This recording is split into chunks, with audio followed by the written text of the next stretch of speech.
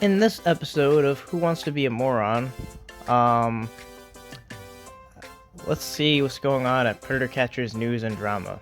So, on one of these posts, on one of his posts, he says, "Did you know GGU is also Jay-Z Unplugged on Twitter?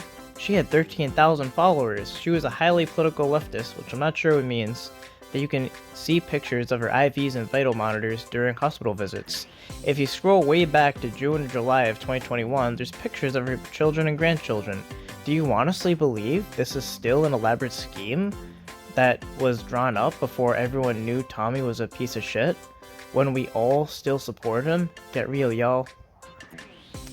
So, I responded, "This post is what fallacies are made of."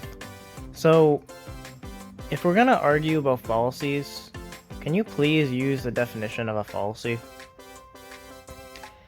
Okay, so he says, "Did you look into her Twitter yourself, Ryan?" Fallacies are false, deceptive, or flawed arguments that are easily proven wrong with reasoning. No, it's not the argument itself, it's a logical error in the argument. Nothing you have said about great-grandma has any resemblance of reasoning. So, there's no information here about any lack of reasoning in any statement or any example. It's just saying nothing you have said had any reasoning. Where does that come from? Thin air. You promote the fallacy, not me. What fallacy? You know what I mean? I will tell you what a fallacy is, Ryan. Oh boy. You saying I was the voice of GG. That's not a fallacy. That's not what a fallacy is. I could say anything I want, you could say anything you want, that's not what a fallacy is. That's not what a fallacy is.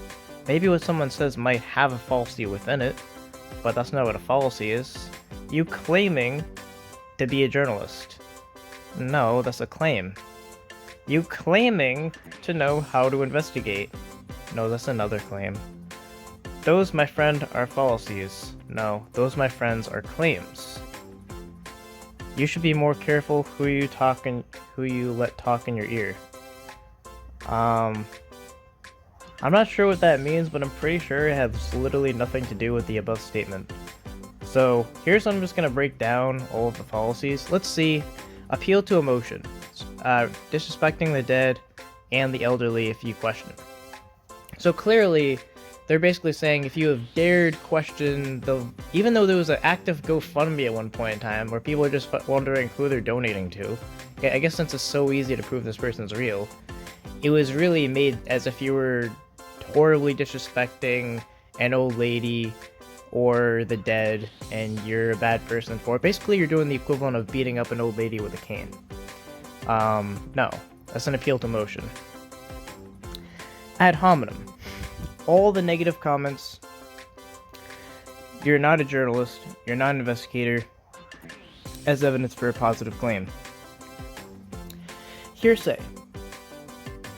Basing a positive claim based on what someone said about proof without the dissemination of the proof.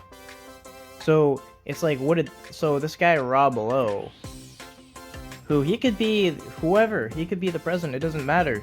He's even if it's actually double hearsay because he's saying that he would say that he saw her on video, right? But that's like double hearsay. One, even if he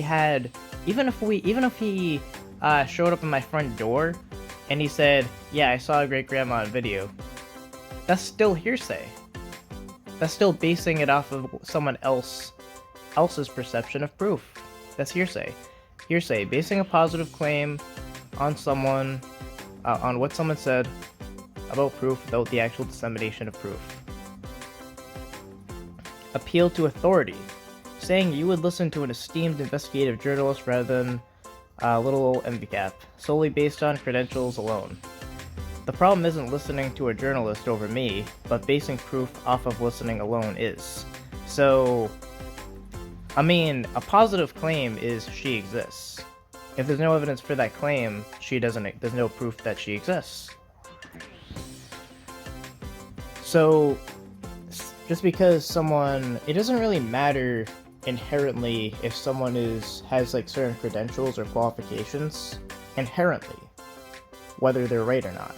Like, you can't say, like, let's say some lawyer argues something, that lawyer can't necessarily say, I'm more right about this law because I'm a lawyer. They might be, it might be indicative that they might be, but it's not proof that they are. Burden of proof. Putting the burden on me to determine the motive. Like when R. Kelly said, why would I buy the victims new shoes and then lock them up? It's not up for us to make sense of, and we shouldn't if we don't have positive claims based on foundational evidence to determine it. So, whatever the scheme is, it's not up to me to determine that. You know, unless I have information to determine that. It's not relevant. There's only proof that the only thing that's really been established is there is a huge lack of proof that this person exists, and every single time these people talk, it's full of real fallacies. So learn the definition of a fallacy, and inconsistencies and discrepancies and lack of information and scare tactics. So that is what a fallacy actually is, if you're wondering.